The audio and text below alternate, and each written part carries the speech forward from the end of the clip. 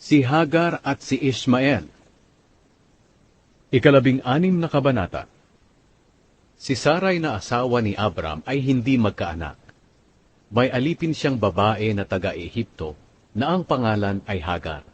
Sinabi ni Sarai kay Abram, "Dahil hindi pinahintulutan ng Panginoon na magkaanak ako, mabuti pa sigurong sumiping ka sa alipin kong babae.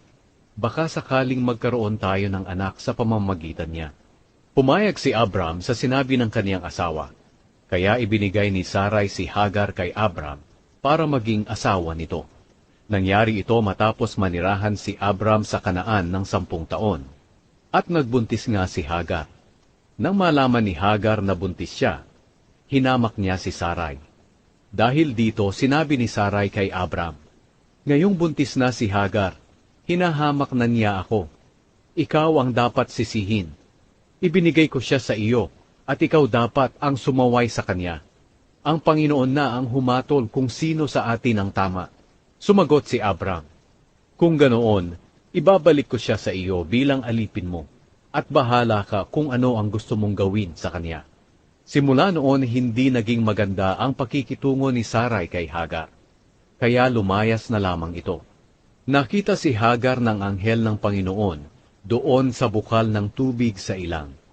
Ang bukal na ito ay malapit sa daan na papuntang Shur.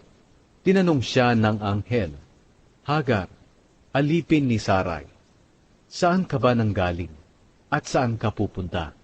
Sumagot siya, "Lumayas po ako sa amo kong si Sarai." Sinabi ng anghel sa kanya, "Bumalik ka sa amo mo at magpakumbaba ka sa kanya."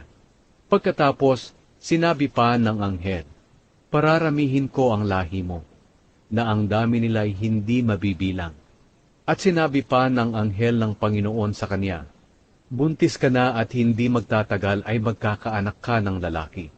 Pangangalanan mo siyang Ishmael, dahil pinakinggan ng Panginoon ang pagtawag mo sa kanya, dahil sa iyong pagtitiis. Pero ang anak mo ay mabubuhay na katulad ng isang asnong gubat.